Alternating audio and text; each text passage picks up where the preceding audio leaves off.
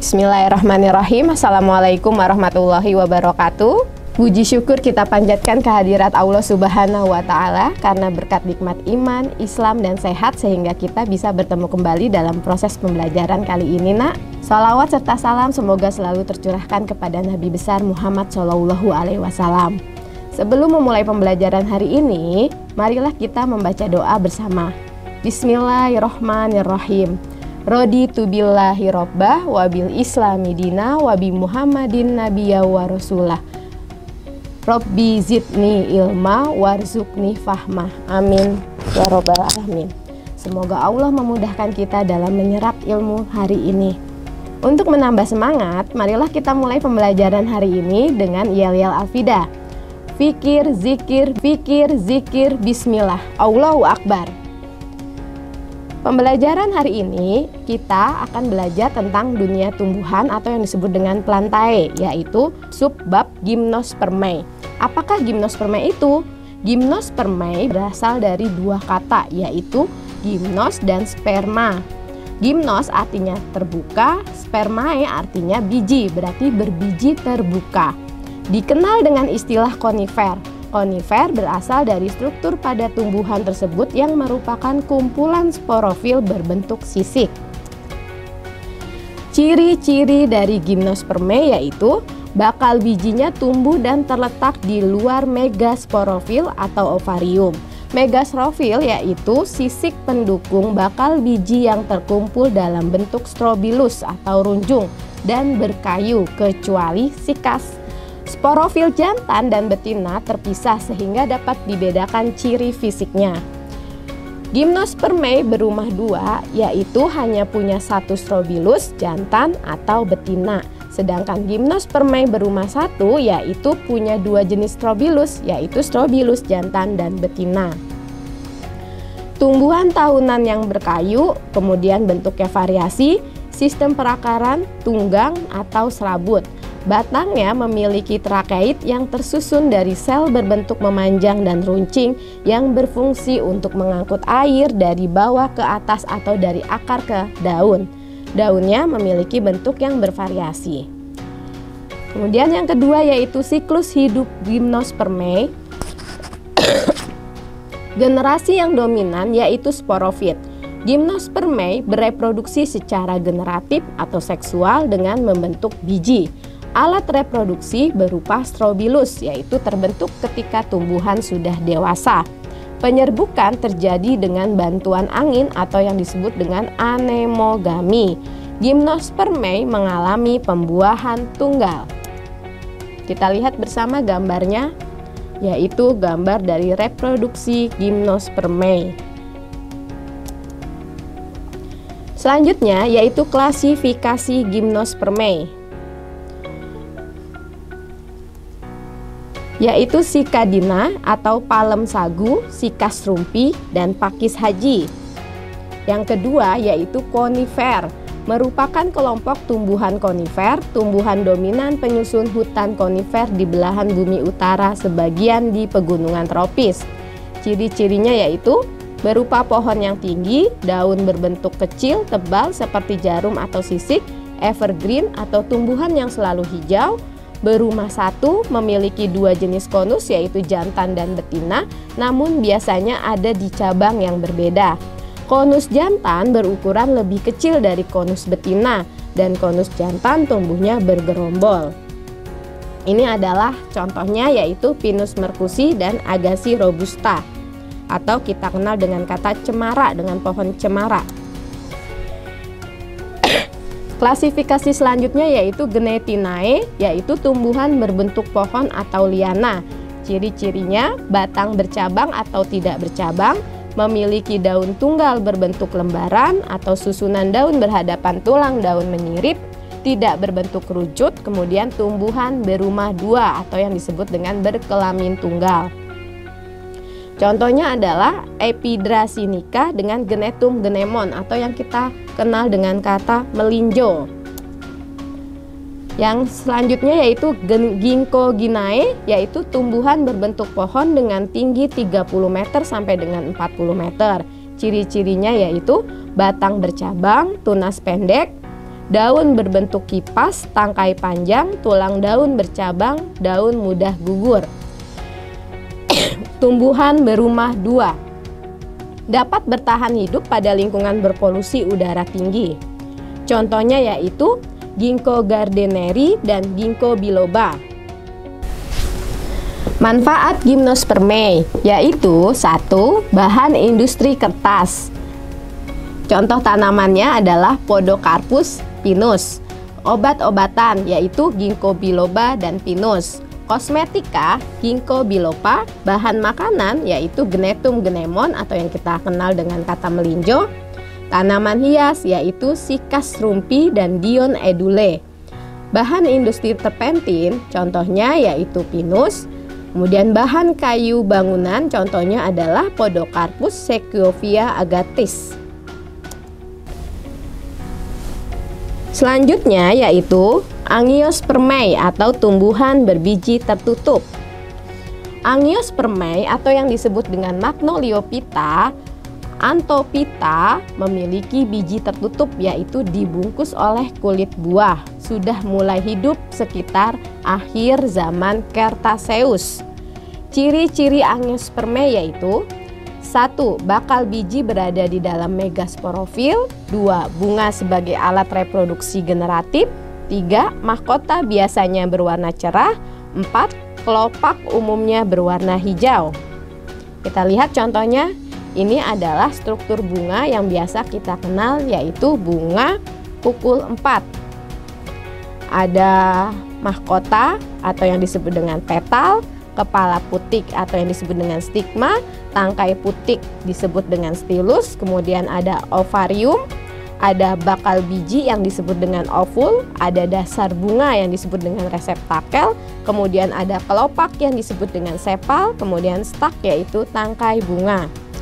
Alat kelamin jantannya yaitu benang sari stamen yang terdiri dari kepala sari anter dan tangkai sari yaitu filamen.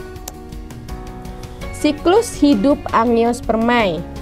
Bunga pada keadaan sporofit memiliki benang sari ada sel induk mikrospora. Sel induk mikrospora mengalami meiosis dan menghasilkan mikrospora haploid. Mikrospora mengalami mitosis dan menghasilkan serbuk sari haploid. Pada bakal biji sel induk megaspora yang membelah dan menghasilkan satu sel yang hidup. Megaspora yang hidup akan membentuk gametofit betina. Kemudian terjadi penyerbukan dan pembuahan. Tumbuhan tanaman spermatopita yang baru sudah mulai tumbuh. Kita lihat gambarnya bersama-sama. Ini adalah perbandingan ciri tumbuhan dikotil dan monokotil. Kita lihat dikotil memiliki kotiledon, sedangkan monokotil memiliki satu kotiledon. Dikotil karena berasal dari kata di berarti dua kotiledon dan monokotil memiliki satu kotiledon. Kemudian daunnya dikotil menyirip atau menjari, sedangkan monokotil pertulangan daun sejajar dan melengkung. Berkas pembuluh pada batangnya dikotil yaitu memiliki berkas pengangkut yang melingkar, kemudian memiliki kambium. Sedangkan monokotil berkas pengangkut itu tipe tersebar dan tidak memiliki kambium. Bunga pada dikotil merupakan bunga dengan kelipatan 2, 4, atau 5. Sedangkan pada monokotil bagian bunga kelipatan 3. Akar pada dikotil merupakan akar tunggal, sedangkan monokotil akar serabut.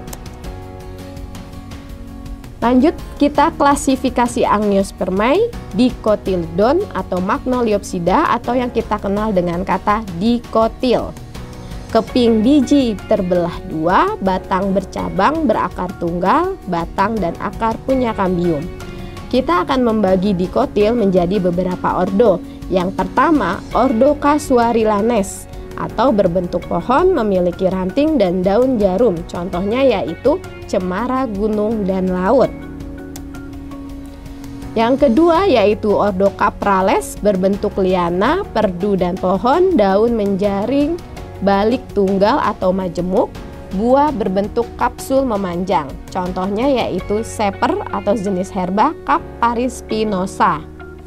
Yang ketiga yaitu Ordo Malvales, berbentuk perdu atau pohon, daun tunggal atau majemuk, contohnya kapas, kembang sepatu, dan lain-lain. Yang keempat yaitu Ordo Myrtales, yaitu berbentuk perdu atau pohon, daun selalu hijau dan beraroma jika diremas, contohnya cengkeh dan eukaliptus atau yang kita kenal dengan minyak kayu putih. Yang kelima yaitu Ordo Fabales, yang terdiri atas family Leguminosae, berbentuk perdu atau pohon, memiliki bintil akar dan memiliki subfamily yaitu Mimosadae, Caesalpinidae, Faboidae. Yang keenam, Ordo Genitanales, yang terdiri atas family Apocynaceae, berbentuk perdu atau pohon atau liana, bunga mencolok, bau harum, dan ukurannya besar, batang bergetah putih. Contohnya yaitu alamanda dan tapak dara. Yang kedua yaitu family Compositae, berbentuk perdu atau pohon, bunga bonggol, berbentuk tabung. Contoh tanamannya yaitu selada dan krisantum. Yang ketujuh Ordo Piparelae, berbentuk perdu atau semak, daun memiliki bau khas atau tidak pedas, contohnya yaitu adalah sirih dan lada.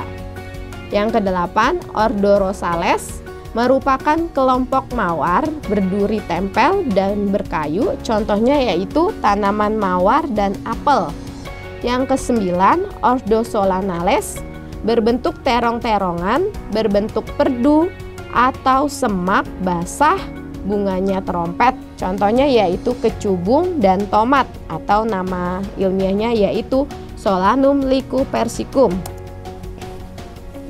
Yang ke-10 Ordo Magnoliales, berbentuk pohon atau perdu, kelopak, dan mahkota tidak dapat dibedakan dengan jelas, yaitu contohnya yaitu cempaka dan kantil. Yang ke-11 Ordo Caryophyales, berdaun tunggal, berbentuk pohon atau perdu, contohnya tanamannya yaitu bougainville dan mirabilis jalapa atau bunga pukul 4. Yang ke-12 Ordo Niphaneales, tumbuhan air atau rawa, daun tenggelam atau mengapung, yaitu tanamannya adalah teratai. Yang ke-11 yaitu Ordo Spindales, berbentuk pohon atau perdu, daun memiliki kelenjar minyak, contohnya yaitu tanaman jeruk bali dan kemuning. Sesuai namanya, Monocotyledonae adalah tumbuhan monokotil atau tumbuhan berkeping satu.